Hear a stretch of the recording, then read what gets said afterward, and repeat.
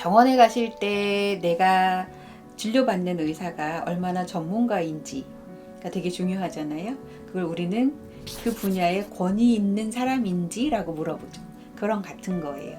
아이의 입장에서 내 부모가 그 정도로 권위 있는 사람이라면 나는 그 사람의 의사결정에 흔쾌히 따를 수 있는 것이고, 그 사람을 믿고 그 사람의 지시에 때로는 부당하다고 느끼더라도 그 사람이 옳다라는 확신감이 있기 때문에 순응할 수 있거든요.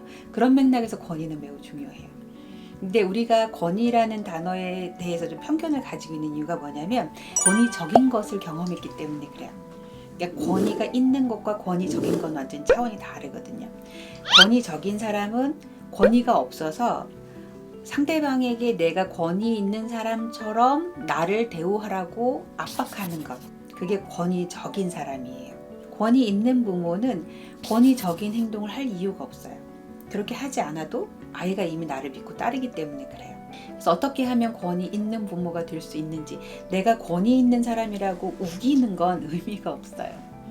그냥 아이들이 나를 권위 있는 대상으로 믿어주게 만드는 게 가장 좋습니다.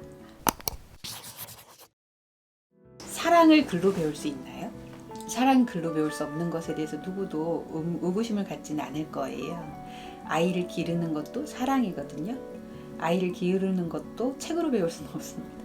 학대적인 방식이 아니라 비학대적이고 아동보호적인 방식으로 아이랑 의견을 조율해야 할 일들이 많이 생기는데, 우리가 그 방법을 잘 모르는 거예요. 왜냐하면 나의 그 부모로부터 내가 그런 방법으로 훈육되지 않기 때문에 그렇거든요.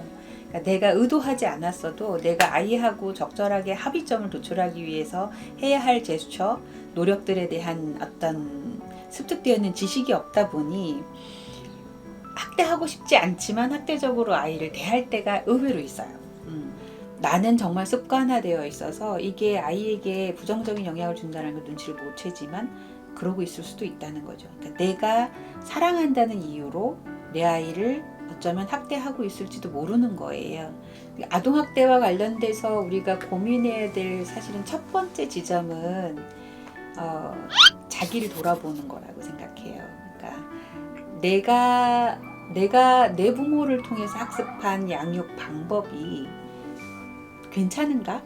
내가 혹시 나도 모르게 내 아이를 양육하면서 적절하지 않았던 내 부모 때, 내 조상 때의 방법을 습관적으로 답습하고 있진 않은가? 이런 것들이 되게 중요하거든요. 아동학대는 사회의 문제, 우리 전체의 문제예요. 왜냐하면 학대 피해를 반복적으로 당한 아이들이 뇌가 손상이 돼요. 대부분의 경우에 충동을 조절하는 뇌의 회로가 고장이 나요. 그러다 보니 우리가 소위 얘기하는 사회에 반하는 행동, 반사회적인 행동들을 하게 될 가능성이 높아지는 거죠.